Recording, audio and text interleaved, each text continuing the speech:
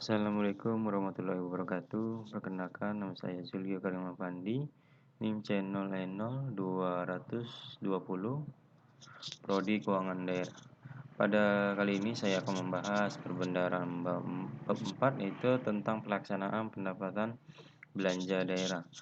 Pendapatan daerah adalah hak pemerintah pusat atau daerah yang diakui menambah kekayaan bersih, yaitu penerimaan negara atau daerah adalah hak pemerintah pusat daerah yang harus dibayar kembali baik tahun anggaran yang bersangkutan maupun pada tahun anggaran berikutnya atau tidak menambah kekayaan bersih. Belanja daerah adalah kewajiban negara daerah yang mengurangi kekayaan bersih negara. Pengeluaran negara adalah atau pengeluaran daerah adalah kewajiban yang harus dibayarkan untuk diterima kembali baik pada tahun anggaran yang bersangkutan maupun pada tahun anggaran berikutnya. Dan semua penerimaan daerah dan pengeluaran daerah tersebut harus dicatat dan dikelola dalam APBD. Penerimaan dan pengeluaran daerah tersebut adalah dalam rangka pelaksanaan tugas-tugas desentralisasi, sedangkan penerimaan dan pengeluaran yang berkaitan dengan pelaksanaan dekonsentrasi pembantuan yang tidak tercatat dalam APBD. Struktur APBD terdiri dari anggaran pendapatan atau pendapatan asli daerah atau PAD yang meliputi pajak daerah, retribusi daerah, hasil pengelolaan kekayaan daerah, dan penerimaan lain-lain.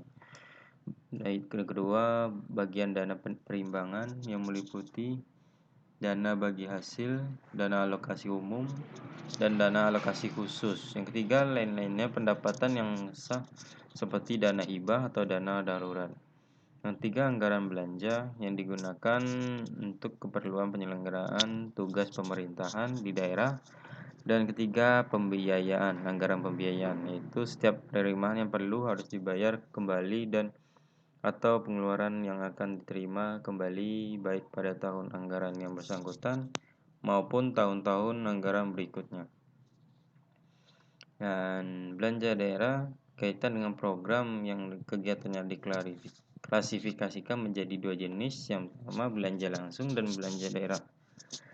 Belanja langsung merupakan belanja yang dianggarkan terkait secara langsung dengan pelaksanaan program dan kegiatan belanja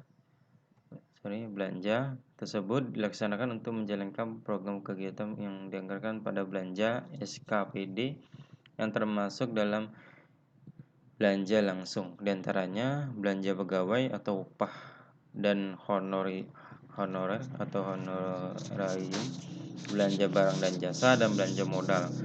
Dan kedua, belanja tidak langsung itu belanja yang dianggarkan tidak terkait secara langsung dan pelaksanaan program dan kegiatan terdiri dari pegawai, gaji tunjangan, dan uang representasi, belanja bunga, belanja subsidi, belanja hibah, belanja bantuan sosial, belanja bagi hasil, belanja bantuan keuangan, dan belanja tidak terduga.